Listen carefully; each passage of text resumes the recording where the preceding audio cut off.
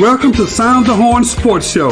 I'm so excited to host this groundbreaking program that will broaden the Jackson sports scene's awareness regionally and nationally. My goal is to highlight sports in Jackson, the state of Mississippi, and nationally by utilizing my 25 years of Division I athletic administration knowledge, and my guests will be experienced leaders in sports. The guests on the show will share a behind-the-scenes, unique, and informative glance of the world of sports. Please join me every Monday and Friday from 9 a.m. to 10 a.m. on WeBelieveDigital.com. Welcome to the Sound the Horn Sports Show. I'm Derek Horn, and our guest today is Mr. Robert Holloway, Assistant Director of the Mississippi High School Activities Association. Good morning, Robert. How you doing? Awesome, man. Just excited to be here. Well, I appreciate you accepting my invitation, and you're one of the people that, when I got into athletic administration in the state of Mississippi, I've met, and we've been able to really have, I would consider, good friendship. Yes, so I sir. Appreciate you accepting my invitation to come in. So to jump right into it, I know where you're from, but maybe tell a little bit about your hometown, where you grew up, and just kind of share a little bit about Robert. Okay, Columbia, Mississippi. Okay. Graduated from Columbia High School and met my my lifelong mate there, who was Carolyn. Been married for 37 years. We've got 2 kids, Chad and Allison, who are often on their own. So we're empty nesters, and we always get a chance to go back home and kind of fellowship with those folks that will always be lifelong friends. Mm-hmm. Yeah. You and I talked about a gentleman that was very supportive of me during my administration at Alcorn, Mr. Charles Boston. If you could tell me about Mr. Boston, what kind of impact he made on your life? I'll probably get emotional a little bit about that because he was like my second father. An unbelievable man, great character. For me, coming up through what we were coming up with through Columbia, I was an angry guy. And probably at 7th grade, Mr. Boston just took a liking to me as a father, mm-hmm. and would take me to all the games, and would always be like a mentor, telling me what I should and should not do, because I'm from a big family, 7 boys and a girl, mm-hmm. and I've had 3 brothers that went to prison. Mm-hmm. I've had like 6 nephews in prison, so our lifestyle from where we were in Columbia was going to lead me into some of that same stuff. Mm-hmm. And Mr. Boston took a liking to me. I was pretty good at athletics, and he just took a liking to me and took me under his wing, and I think it made all the difference in the world. So I owe him so much, and try to get to talk to him at least once a week, and I know he's proud of some of the things that I've done, because we talk about some of that stuff, and it always makes me feel good to make him proud. In the Columbia area, Columbia, Mississippi, he was instrumental in coaching the Payton boys, if I'm not mistaken. Absolutely. Correct? If you know some of those things about Walter and Eddie Payton, and just kind of some things that he was able to instill in them, just kind of share some of those. I'll tell you this. Walter he's already in the National Hall of Fame in college and pros, and he was not in the High School Association, the National Federation of High School. So probably 4 months ago, I initiated the paperwork to get him inducted into the National Federation Hall of Fame. Mm. And my first contact was with Coach Boston to say, look, I need a letter about Walter. And when Walter and Eddie were playing, Eddie at Jefferson High School and then Walter at Columbia High School, I never missed a game, so I went to all their family games. And Coach Boston allowed me, when he was the coach at Jefferson High School, to be the manager. So I was always around him with the Paytons and all that. And I just think he saw the athletic ability of Walter when Walter wasn't even playing in the sports. Walter was in the band, and he got him to come out. And like they said, then the rest is history. So he thought once the integration came in '71, Walter was instrumental. And there's a little video that Mr. Boston uses that says Walter made integration easy because of how good he was athletically and how open and becoming to people he was, and it made the transitions to integrate the teams so much easier because Walter stood out and made it easy for folks to like each other. Well, as a kid, what were some of the most memorable times of you watching Walter in high school? Wow. Wanting to be like the Paytons? Quite honestly, I thought Eddie, who was smaller, I thought Eddie was the better back. That was in my opinion. Walter was bigger and made it much. But Eddie, I guess I liked Eddie a little bit more because I was small in stature too. I wasn't a big guy. And they could just do it all, man. They football, basketball, baseball. They stood out as the all-stars on every athletic field. So just watching those guys and mimicking and being around them every day made you want to be that standout athlete. So I thought that played a tremendous part in me developing into the athlete that I thought I was anyway. Well, you brought up a great point, and I tell people, I had a pretty good high school career, and people ask, well, what did you do, or how did you evolve into being a pretty good athlete? Well, I had two good parents in my home that were great athletes.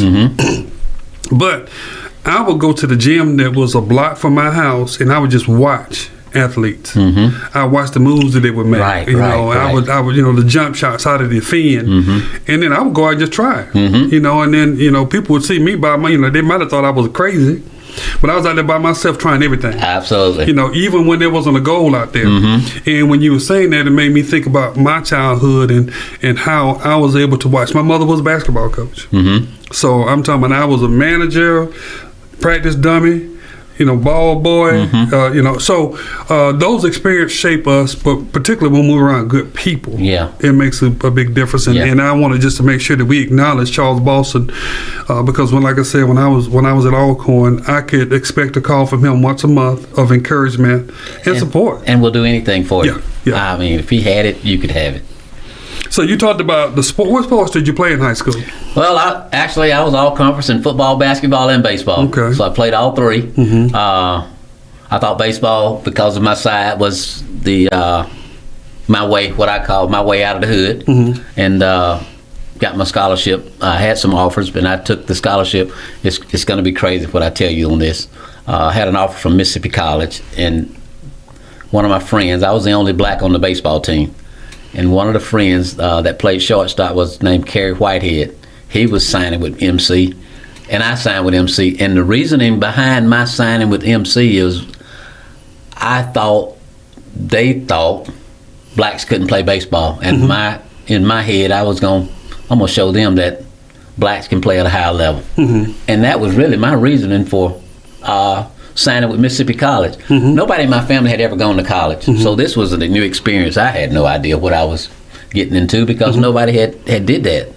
Only a few of them were graduating, so I was kind of out there on my own, really, trying to figure it out, and signed with Mississippi College, and left there after 2 years because the coach was leaving there, and then I transferred out to Alcorn, who had recruited me in the beginning, initially anyway. Well, when you were in high school, who were some of the toughest teams that you played against in high school? Wow, South Natchez as far as baseball. South Natchez was really good. Had this guy by the name of Moose, and I'll never forget Moose, man. Big husky guy that could throw it in the 90s, and didn't mind throwing at you, and he could hit it hard. I thought he was one of the better players. In football, Donald Ray King, who played at Mississippi State, over at South Jones, they had two guys in their backfield that was at 215, and the fullback was 230. I can remember quite vividly this play when they were on like the 5-yard line, and we go into our goal line stance. So I'm matched up. I'm at free safety, but now I'm matched up with Donald Ray King, who's the tailback at 215 and solid and can play. Play opens up, man, and I stick it in there to him at the 5-yard line. He never breaks stride. He just takes me into the end zone. I'm at 128 pounds, and he at 215 and solid. I didn't have a shot, man. I knew then I couldn't play college ball. I mean, who am I out there at 128 pounds trying to hit this dude? Like, what's your issue even trying to stop me? So I knew then that I couldn't play college football. But I thought he was the best player that I faced in football. You know, as we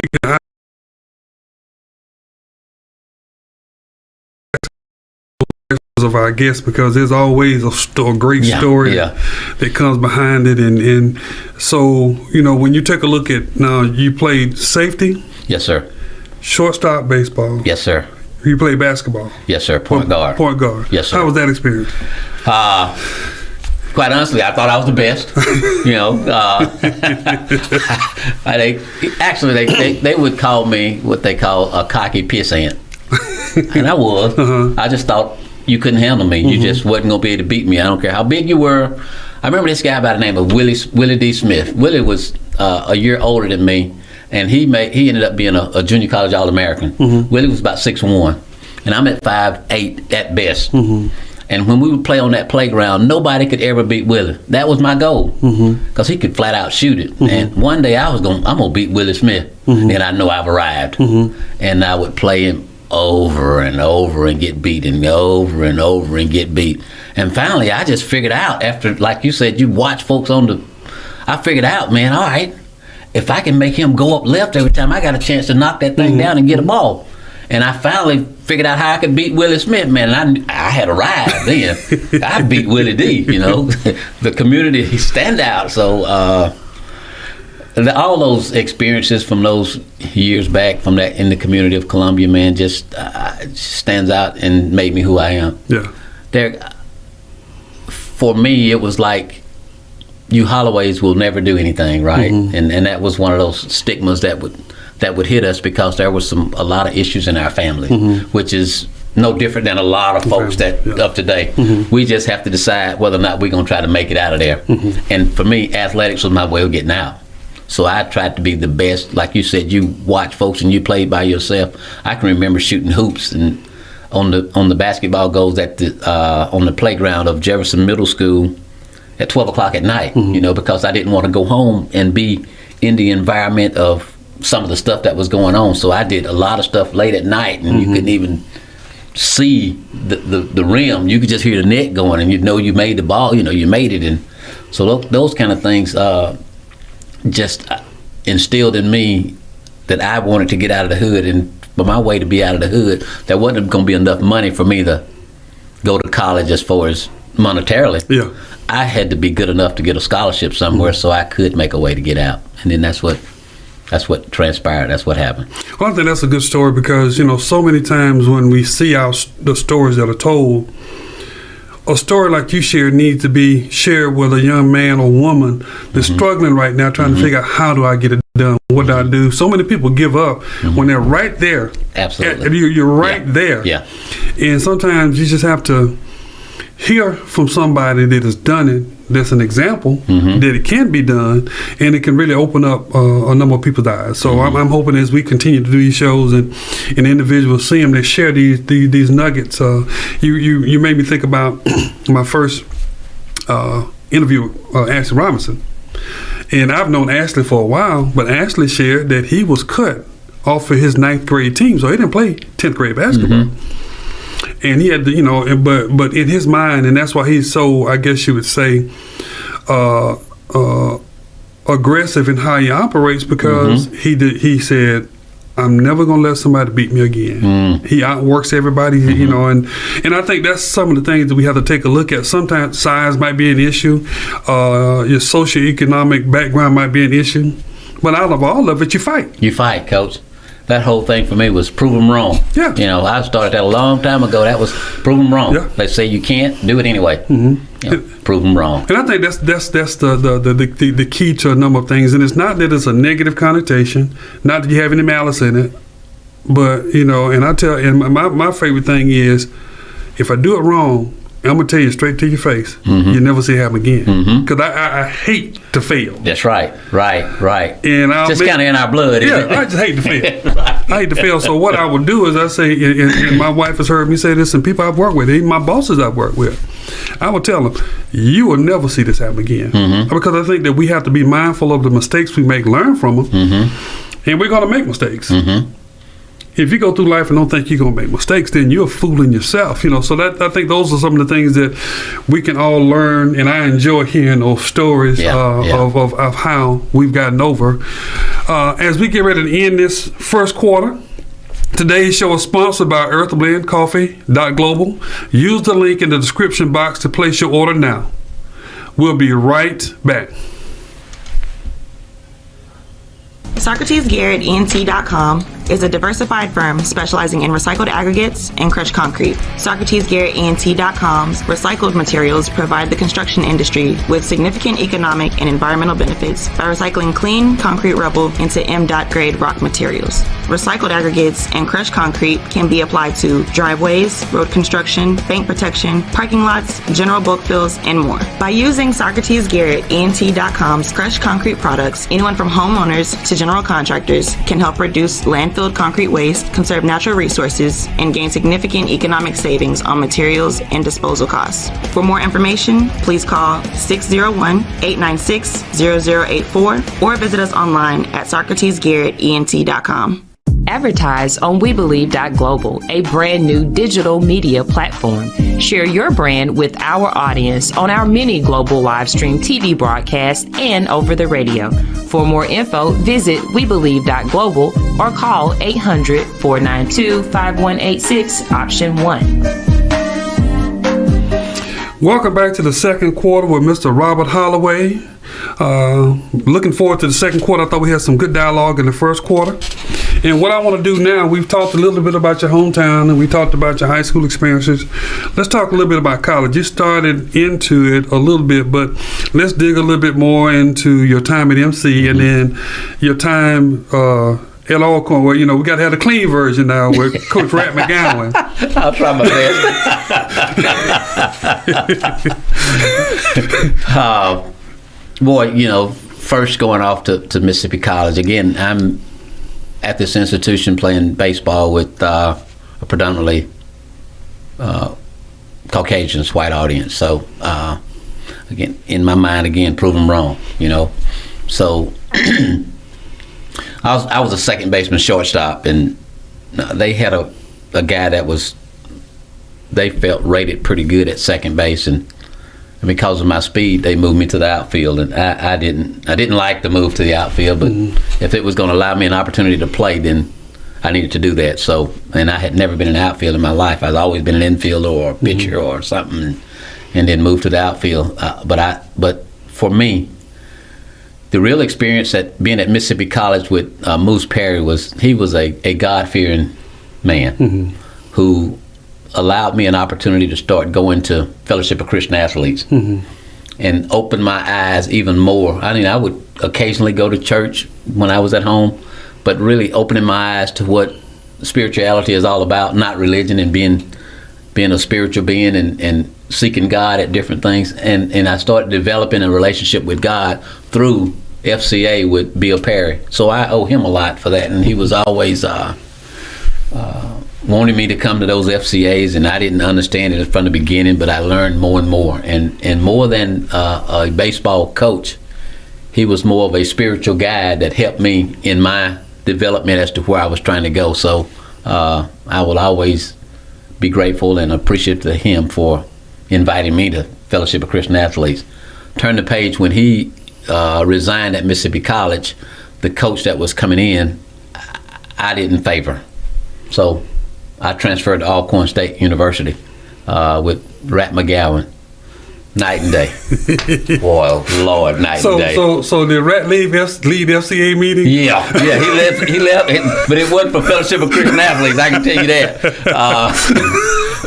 Man, for so long, he called me out of my name for so long, I almost forgot what my name was, but that's, you know what, that's the way they did it. That's what they knew. Yeah. And I just couldn't understand.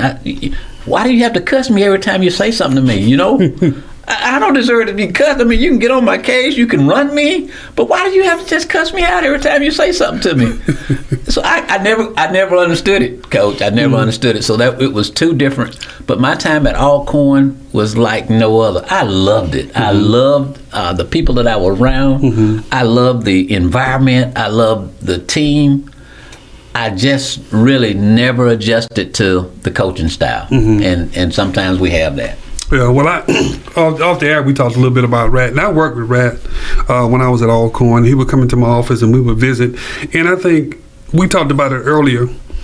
That was the style at that time, 60s, 70s, going into the 80s, and it kind of started evolving, but I even talked about my high school coach. My high school coach is the same way. Absolutely. I'm talking about every word was cuss word. And you get to understand that it's not geared towards you, but it's moreover just that's how they feel they can get your attention. Right. If you did it now, you'd be fired.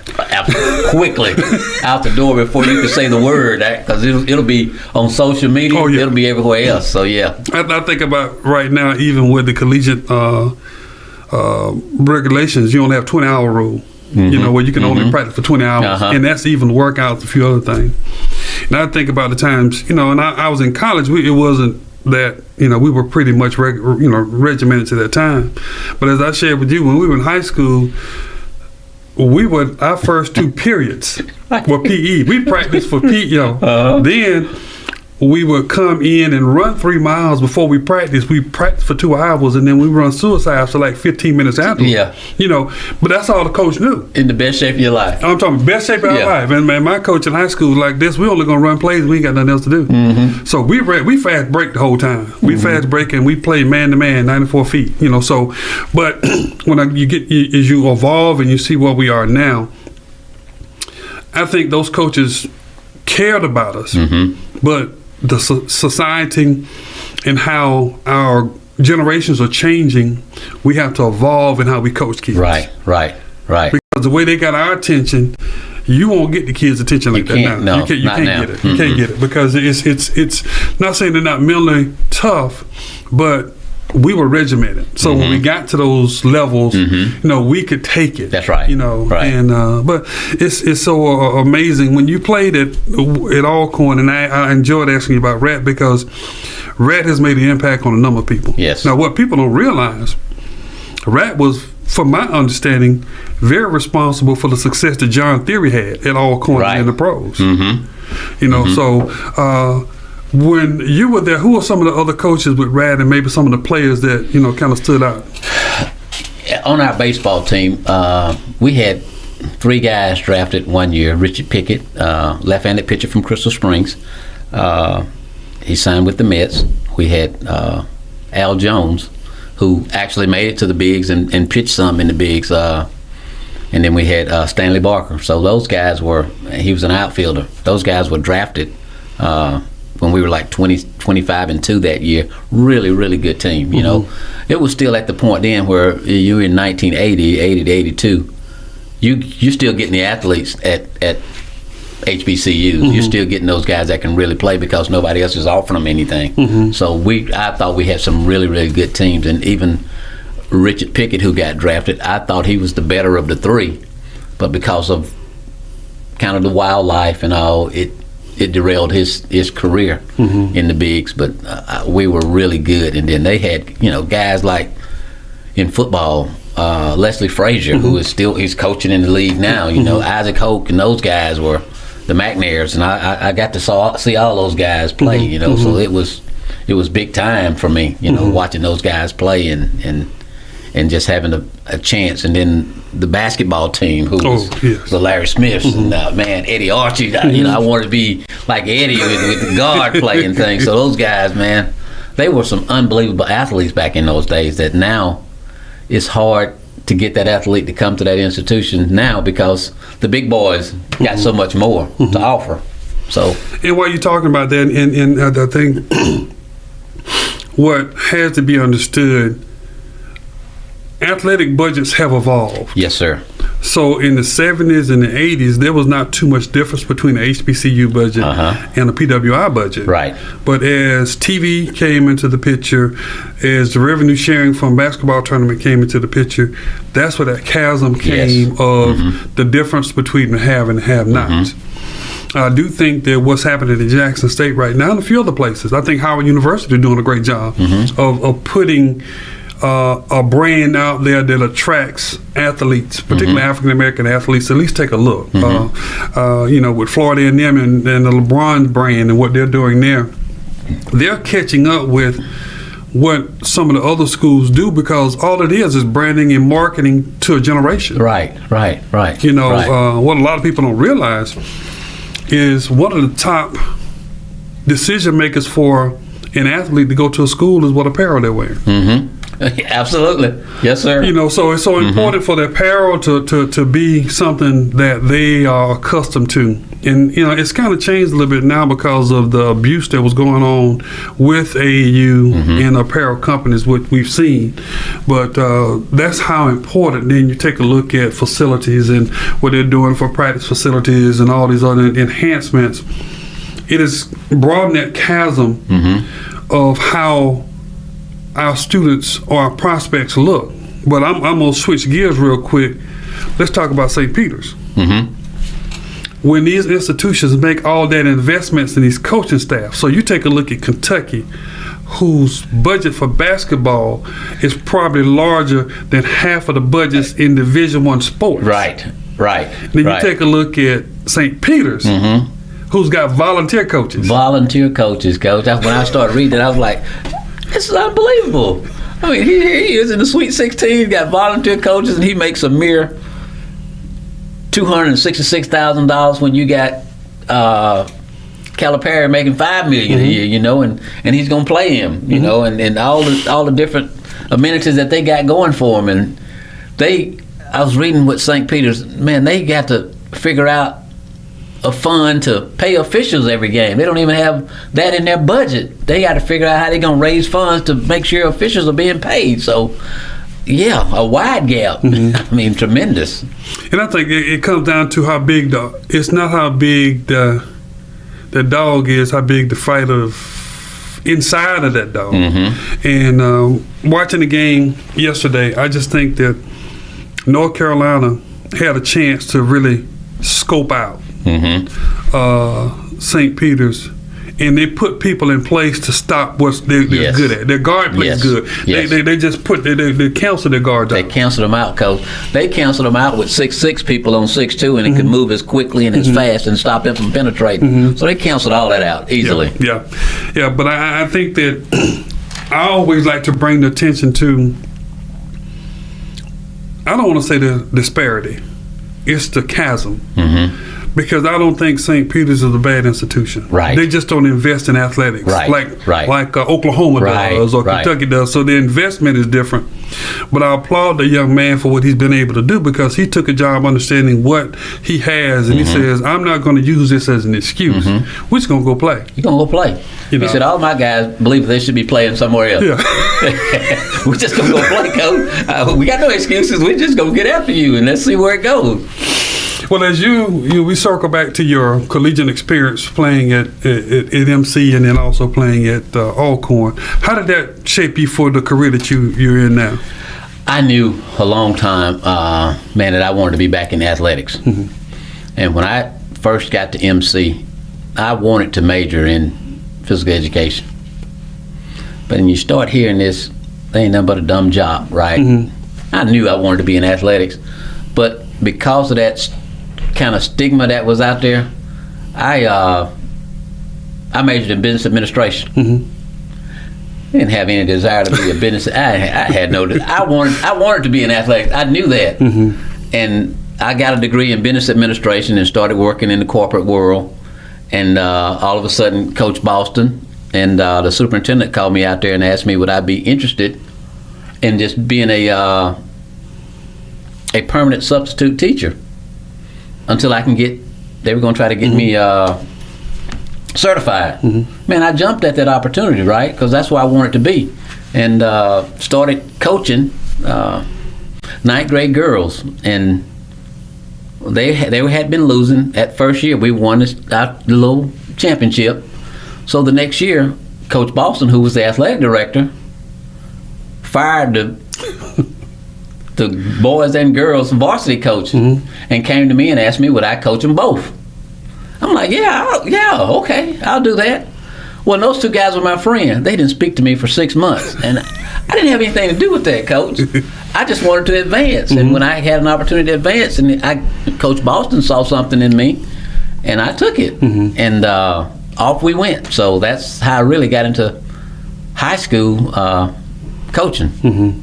Loved every minute of it. I believe, when you find your purpose in life, and I know for a purpose that God has put me here because of athletics. I believe I'm really good in athletics. At the whole management of it, I believe I'm good with people. He has put me here as an encourager, and I will always do that. I want to encourage everybody that I come in contact with, and I believe my purpose is finding those folks in athletics, whether it be an official or a coach or an athlete themselves, and encourage them to be the best that they can possibly be. I know that's my purpose here on this earth. Well, I think that's so important. I want to bring that into our third quarter.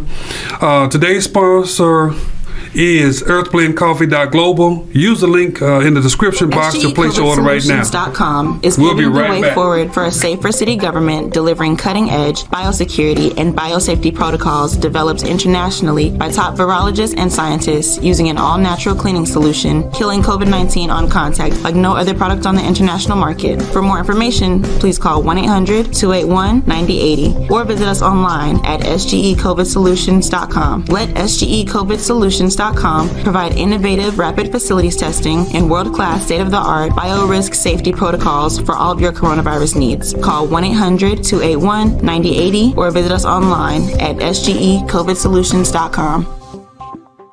Do you have something to say? Do you want your voice heard? Join the We Believe Global lineup. Be the star of your own show. For more info, call 800-492-5186, option number 1, or visit online at webelieve.global. As we make it back to the third quarter here with Mr. Robert Holloway, we talked about the high school experience and your coaching, and if you could maybe talk about some of the best teams you played against or you coached against when you were coaching high school sports. Oh, well, Lawrence County, who won, they were Monticello and won a couple of championships in a row, had Eric Dampier and all those guys. They were really, really good.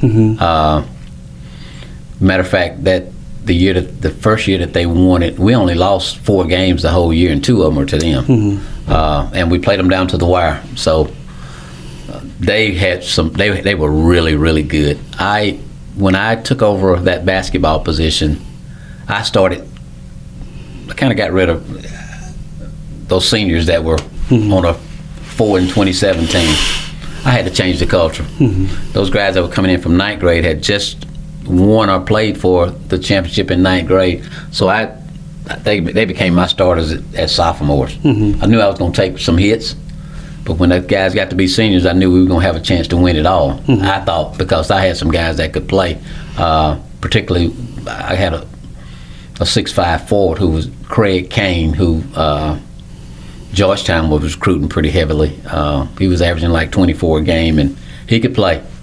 And mostly everybody in Columbia at that time, once you finished school, you went to work offshore because it was going to be quick money. And that's what he did. I wish he would have, stayed with it, but that's what he decided to do. And I had some guys that I thought could play. I brought those guys along, and we played like Nolan Richardson. We call it 32 minutes of hell. We're gonna press you for 32 minutes. We're gonna get it up and down that floor. And we were averaging, as a high school team, averaging like 92 points a game. So we were getting up and down the floor. We didn't believe in just shutting it down. We were gonna get after you, and you were gonna play with us for a while, because I was playing about 12 guys, and I was in and out. So that experience for me, when you look back at some of the coaches that you had, I can go back to my high school coach, or I can go back to Rat. The experience for me was they taught me to never do some of the things that they were doing, to be a different coach. So that benefited me in a way that I said I would never do some of those things. And then I started to watch, just like you, we always watch folks, and I would watch North Carolina, Arkansas, and I would videotape that stuff and then break it down and say, how can we do this as a high school team? And so I was always trying to learn, trying to do something better to get us to the next level. And boy, I thought I was a good coach, and I left Columbia, which was a 3A, and went to Brandon as a 6A. And rude awakening. I figured out you got to have players to win. Yeah. And we didn't have any, and I was getting killed over there, Coach.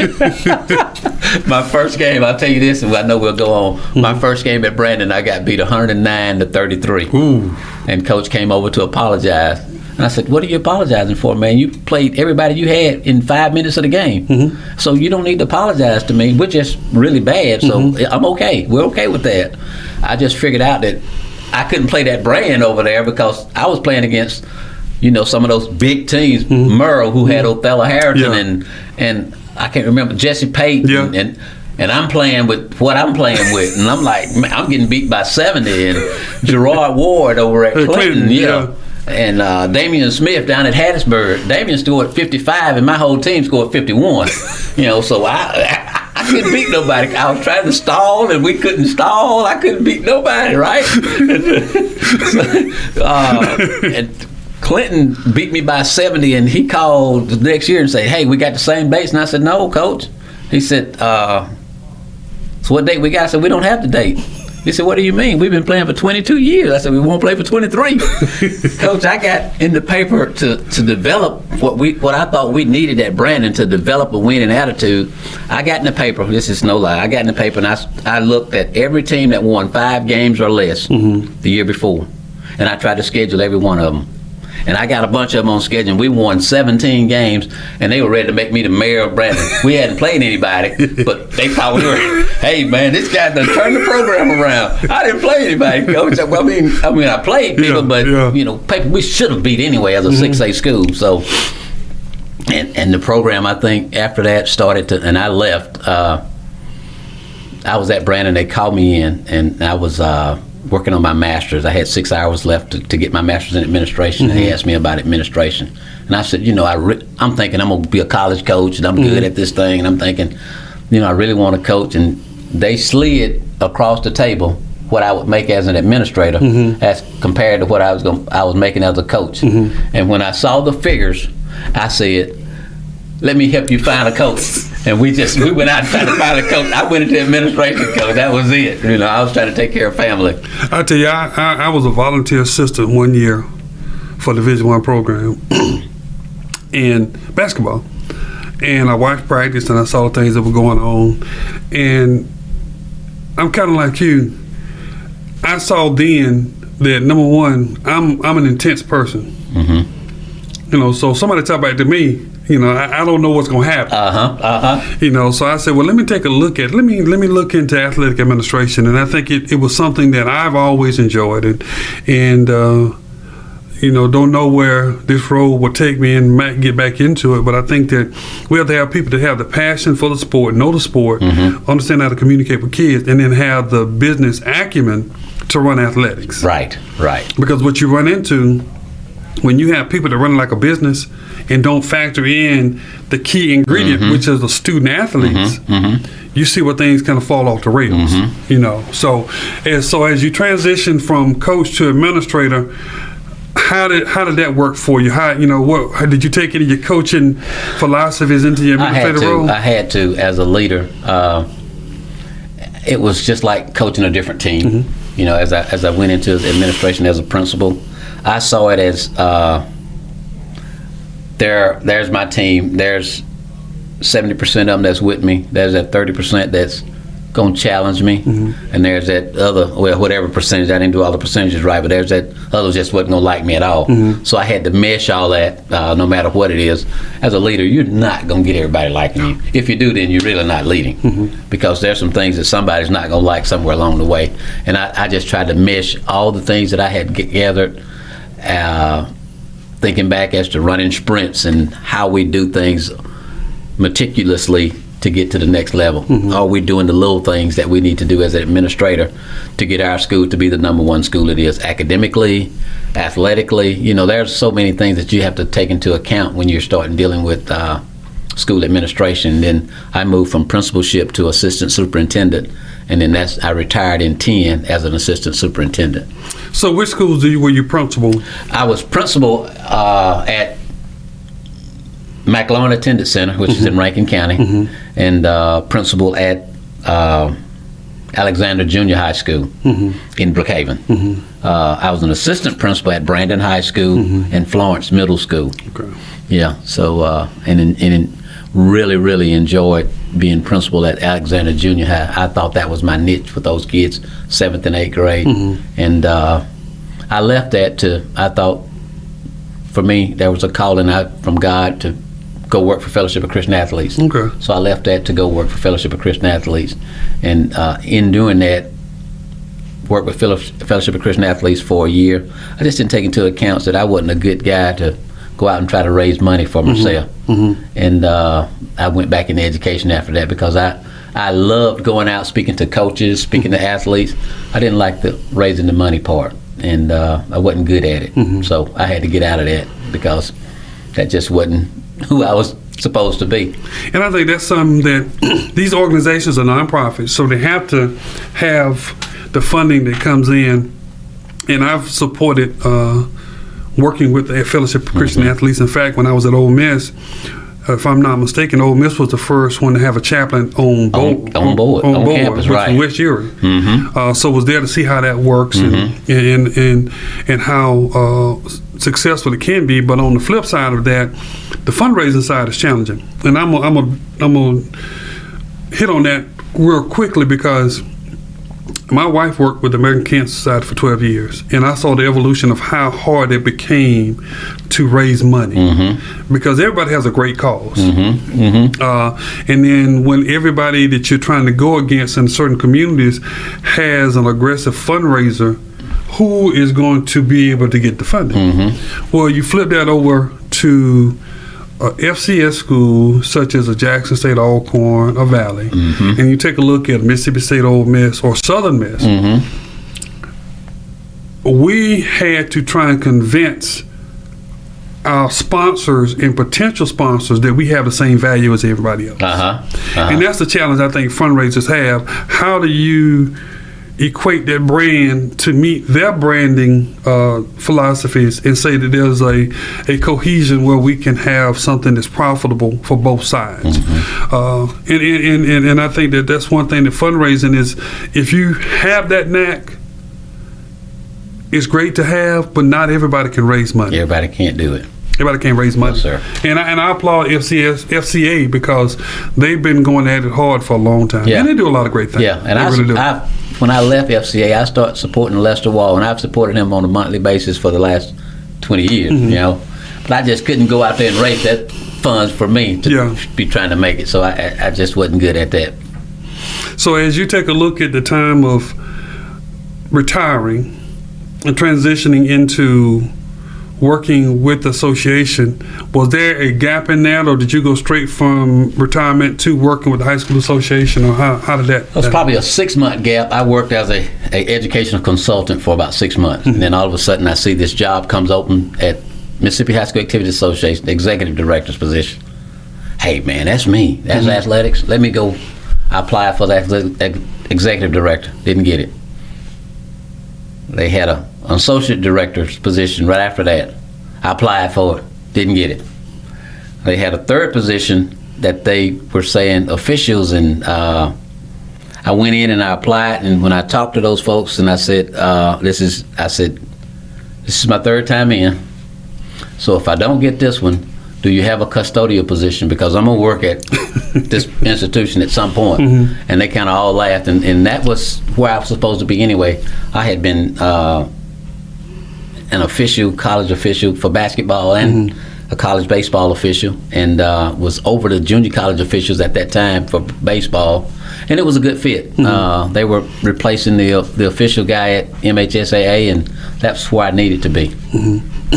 So with your experience, how did you get into officiating? What was that the driver to push you into officiating? From the beginning, it was a little extra money. Way back when, right out of high school, start doing a little league stuff, and start doing it and liking it, and not reading the rules, but had played all the sports, so figured, man, I can do this. And I really enjoyed basketball more than baseball. I enjoyed the transition, the quick transitions and everything that we had to do, and moving back and down the floor. And I was working over at Belhaven one night and tore my Achilles tendon, and never went back to basketball. Yeah, but then start focusing strictly on baseball because I didn't have to run as much and wouldn't have to do that moving. So loved every minute of it. It gave me a chance to stay around it after coaching. I think as you and I share, my uncle he worked at the professional level as an official, and I applaud them because it's you have to have the right demeanor to do it, and you have to, and as we talked about, if an official is noticed in a game, they're not doing that job. Wrong. Because an official is the fixture. That's right. Not the feature. Yes, absolutely. So I think when you have that in mind, it makes it so much better. So as we get ready to finish this third quarter, today's show is sponsored by earthblendcoffee.global. Use the link in the description box to place your order now. We'll be right back.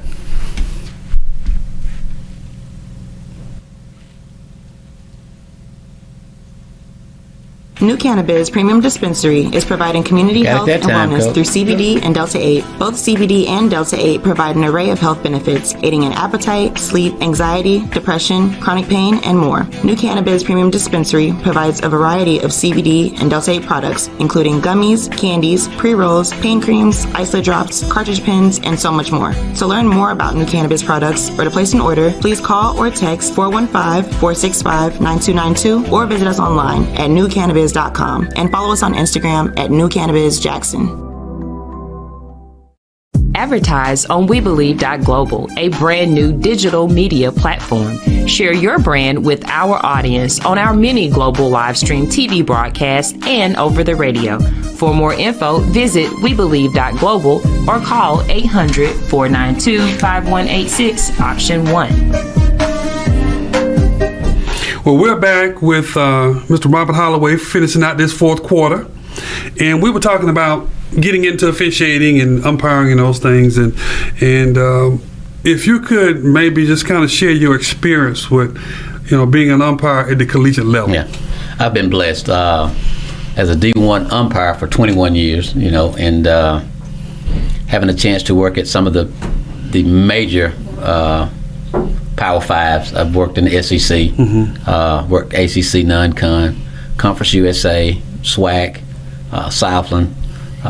Been crew chief in the SWAC tournament for several years, crew chief in the Southland tournament, crew chief in the Conference USA tournament.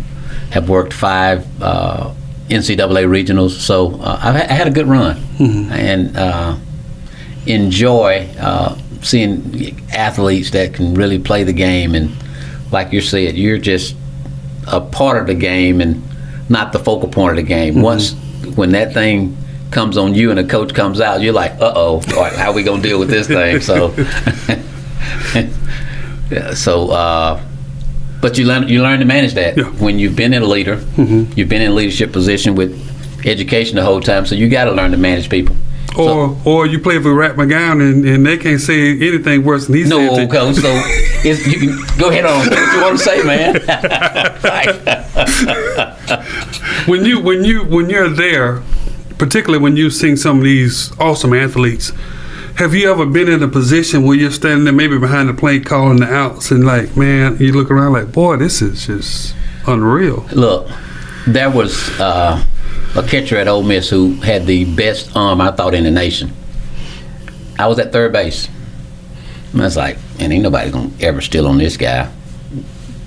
So that's in my mind. I've got it predetermined in my mind. Ole Miss is playing Mississippi State, and I'm at third base, and I'm like, ain't nobody going to steal on him. All of a sudden, there's a play. Guy tries to steal from second to third. I'm preconceived in my mind, ain't nobody's going to steal on this dude. So I bang him. As I bang him, I'm thinking, man, you just blew that. That dude is safe, you know? So I had it in my mind, nobody's going to ever run, and all of a sudden somebody's trying to steal on him. I never thought they'd even try to steal on him, and it happened, and I wasn't ready for the play. And I had to eat that. When Coach comes out and he's talking, I let him say whatever he wanted to say because in my mind, I blew that one. If we would have had video replay, I would have quickly gone to video replay and got that one right. I blew it. And I just had to eat that one and tell Coach, hey, Coach, you're probably right, I blew that. And he's like, well, don't blow another one, you know, but he said it in some more kind of words, you know. I think that's the thing that, you know, for me, growing up, because my father used to officiate, and watching my uncle and being around them, I kind of had a different feel for officials because, you know, you just, you know, number one, you don't want them to start focusing on you. But then also too, just the things that they have to deal with, and it was. You know, I can remember in college, I never really, in high school, never talked back to the officials, even if the call was bad, even if I thought it was bad. You know, give them the ball because, you know, they have emotions, and the last thing you want to do is change them from a fixture to a feature. That's right. Because when officials become a feature in the game, you're done. You're done. You're done. Now, we were both down at the LSU Jackson State game. And we were talking about one official that I guess he inserted himself into the game. I thought he did. I thought he inserted himself too much into the ball game, and it made a difference. I thought there were a couple of plays, and I'm not saying that he was biased one way or the other. I just thought he inserted himself too much in the game. Well, there was a couple of times where he ended up giving technicals. I thought that situation didn't warrant the technical, and the way his demeanor was going up and down the floor, I thought it meant that he was trying to show I am the man, and I don't think we have a place for that in officiating. And those are the things that when you do that, it might not throw the coach off because they're accustomed to dealing, but you have your players looking at, okay, this, you know, well, if they don't do this to the coach and the coach didn't do anything, what should I do when I go back out on the court? How should I handle myself? And those are the things when you insert yourself too much into a game, it changes the coach's game plan. Right. And you have to understand, and I never want to say anything negative about officials because I'm an official. And I'm over officials. But when we are wrong, we have to acknowledge that. And if we acknowledge that we possibly can't be right all the time, then I think it goes a long way with those coaches that's on the sideline when you can acknowledge that I might not have got something right.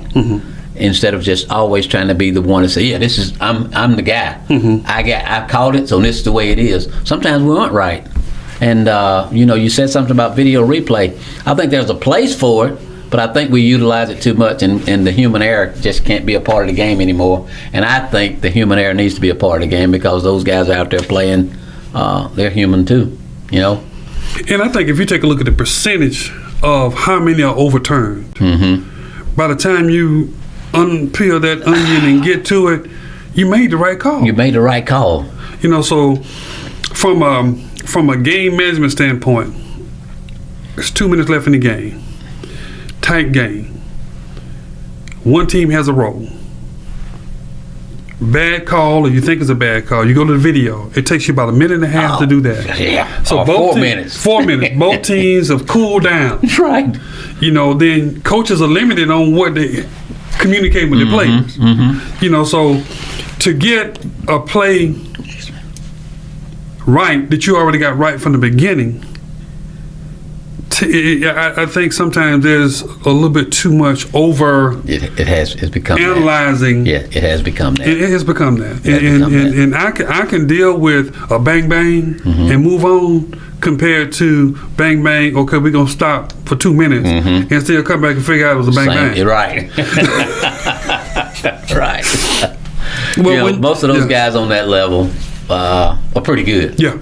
They get it right. The majority of the time, they're right when they make the call. Most of those guys are pretty darn good. And I watch, when I watch officials, and I've seen some, and what I do appreciate about what they've done, what Commissioner McClellan had done with the SEC as it relates to men's and women's basketball, how they're kind of cross-pollinating some of their good officials from that level to come in to help with an understanding of making sure that the game is being called in a I guess so the flow can move properly, and it helps some of the officials that are maybe trying to reach up to that next level to see, okay, this is what he does or she does to improve.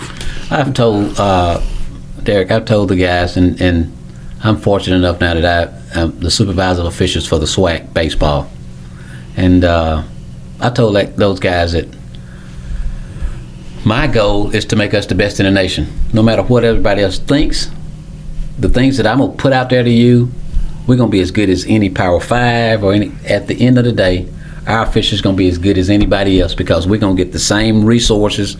We're gonna do the things. We're gonna do the necessary training. We're gonna do all the videos, weekly videos, and talk about plays. And we can't do nothing but get better. So that's the guy I'm looking for. A guy that, a guy of integrity, a professional, and just willing to work what the SWAC is to move it to the next level. And I believe we're going to get there. Yeah. I told them, for me, I played in the SWAC. I've umpired in the SWAC. Now I'm over the SWAC officials. Man, this is a dream job for me. Yeah, I just enjoy it, And I remember when you and I had the conversations about it when you were transitioning, and I've had a chance to work with supervisors or coordinators of officials with the conference while I was within the SWAC, and I think that the people that they're putting in place now is going to make the SWAC a better conference because there are people. You got Eddie Kelly with football. Just the way that they're methodically putting people in.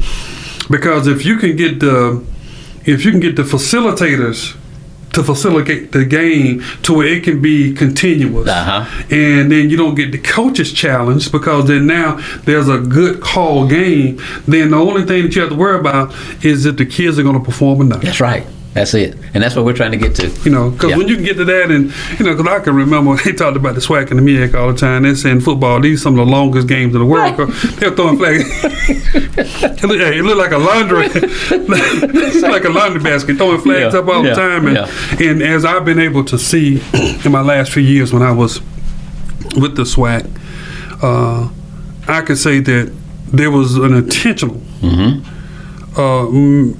method of making sure that was done right, because what people need to realize is you never want your brand to be tarnished, and the first thing that can tarnish your brand is something that can happen on TV where your sponsors and their consumers see it, and they'll come back and say, well, I can't invest in that because of the quality. But I think in the leadership that the conference has now, that's on both sides for the most part. And even when you take a look at CIAA and also SIEC, they have some great commissioners that are doing some great things that are elevating HBCU sports. Yeah. Well, as we get ready to close out, any remarks that you might have, or